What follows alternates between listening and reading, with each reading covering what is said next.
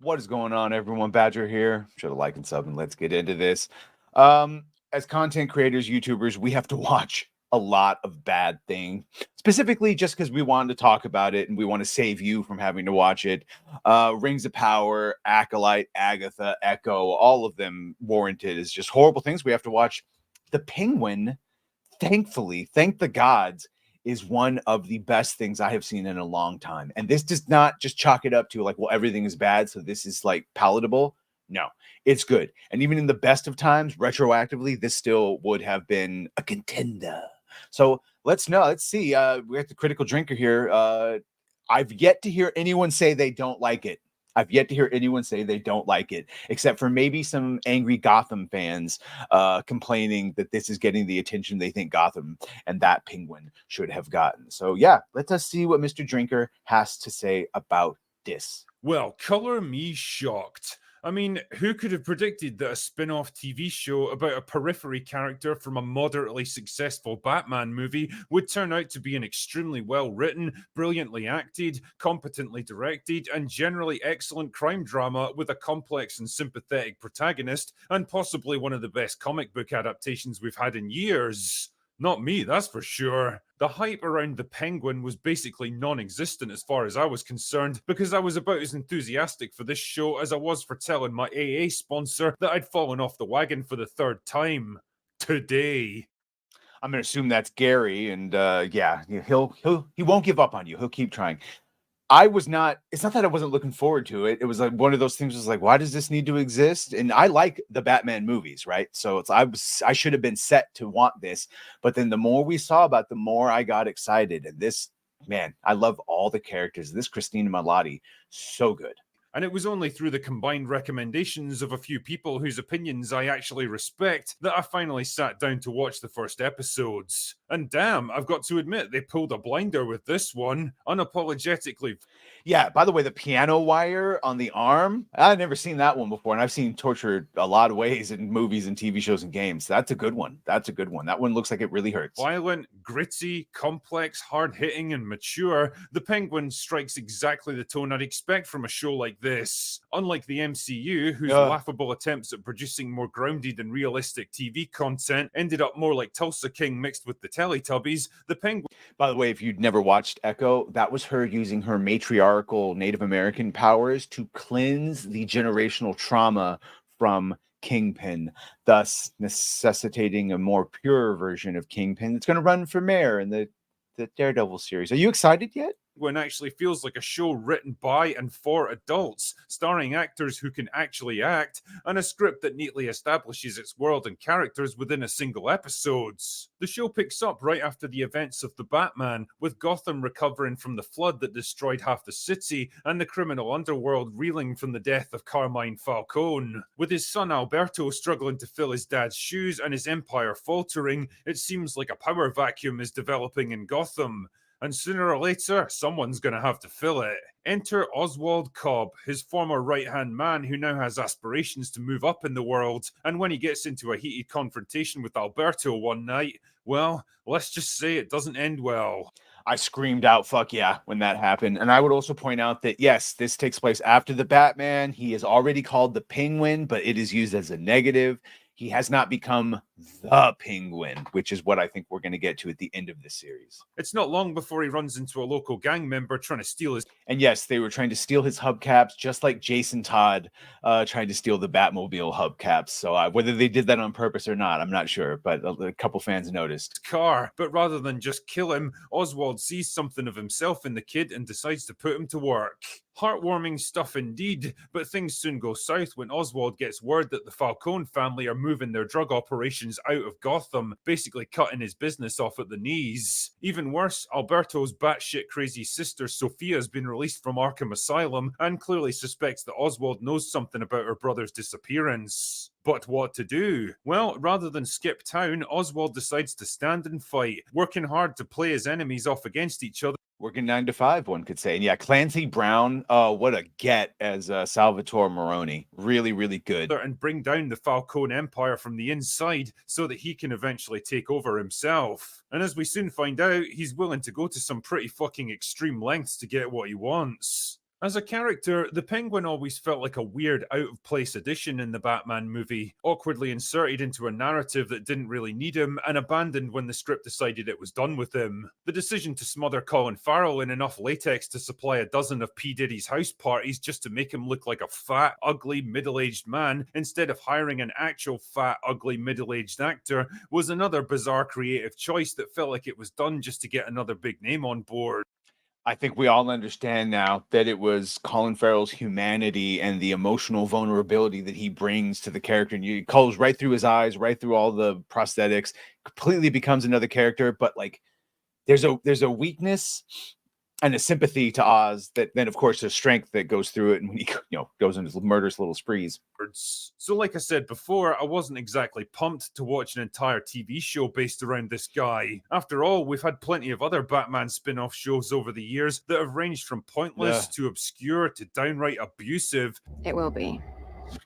When it fits a woman. None of those CW ones should count.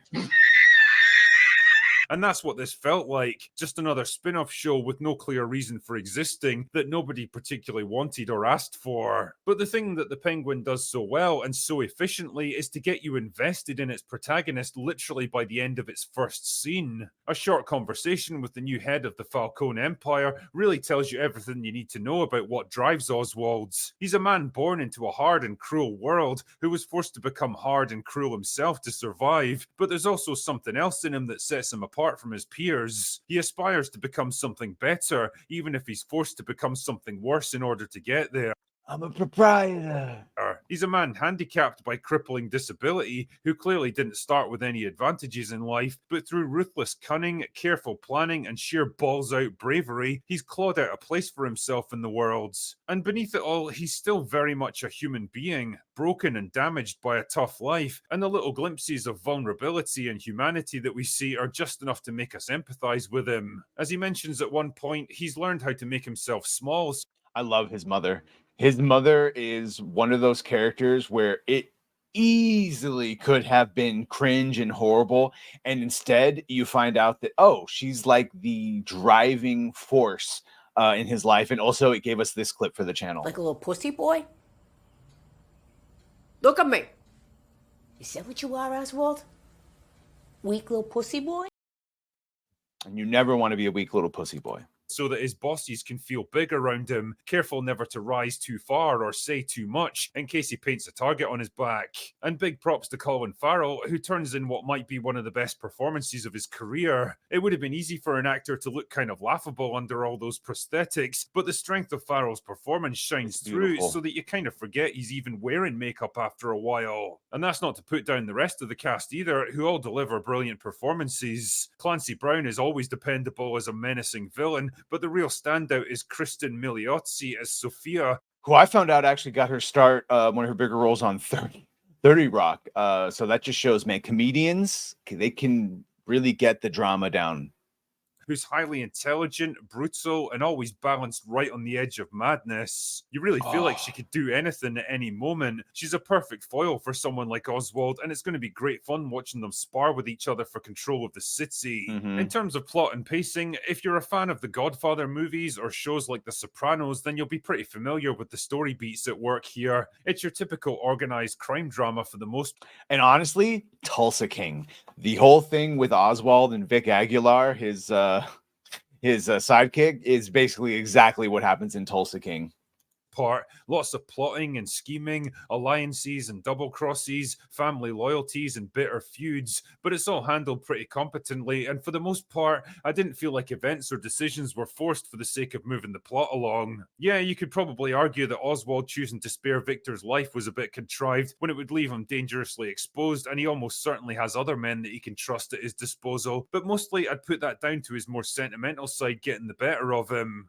That, and I think we're leading somewhere with Vic, either to ultimately show how Penguin is evil when he kills him at the end when we think he never would, and or Vic is going to become like a Zaz or some sort of further, because one thing we do know is this isn't just a fly-by-night operation. This is all leading specifically to the Batman 2, including plot points, characters, and time. time is supposed to move along too. And in some ways, it kind of makes sense for him to get someone outside the family who's That part. completely insulated from all this stuff. Yes. In terms of the cinematography, one of the things I really appreciated about the Batman movie was the way it reverted back to the gritty, dilapidated Gotham City that fans of the comics knew so well, compared to the bland, sterile version that we got in the Dark Knight trilogy. Which was basically just a Chicago. And whatever the fuck Zack Snyder was trying to do, the Batman felt like just the right balance between grounded realism and the industrial gothic look of the comics. And that aesthetic gets carried over perfectly well here. It's obviously still based on New York, but run down, neglected, stricken by crime and corruption and decay. So basically just actual New York. Yeah, and I think we all know that actual Gotham in the comics takes place in New Jersey. Then we're only one episode in so far, so it's a bit too early to say for sure, but for the most part, I think I'm pretty impressed with what they've managed to do with the Penguin. If I had to compare it to something else, I'd say it feels like the Netflix Daredevil series, something that used its parent movies as a jumping off point to branch off into its own self-contained narrative that's way more violent and mature than anything the movies could ever hope to be. And if that was their aspiration for this show, then well, hats off to you, gentlemen. Mission accomplished. Yeah, and Matt Reeves has said that he wants to use television as a bridge between characters and stories that he wants to tell but can't tell in a big movie, but you can tell in a longer form on a TV show. So certain characters will get TV shows. Harvey Dent is one of the ones we're hearing about. Let's just hope you don't drop the ball on this one, because you have my interest so far. Anyway, that's all I've got for today. Go away now. Yeah, it seems like the biggest criticism I've heard is not a criticism, but in fact just expressed fear that it's somehow going to start strong but end weak, which you don't ever want to start strong and end weak. That being said, it seems like the people that are writing this are super intelligent, because some of those scenes and the dialogue and the back and forth sparring, you got to be intelligent to write that. Something we just don't see in shows like Acolyte, Agatha, Rings of Power, etc., where it seems like kids playing at writing like adults.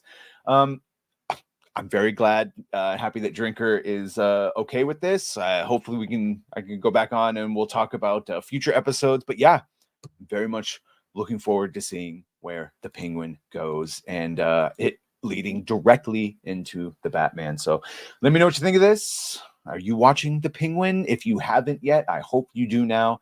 Be sure to like, share, and sub. If you have done that, thank you. If you're going to do that, thank you. Well, bye.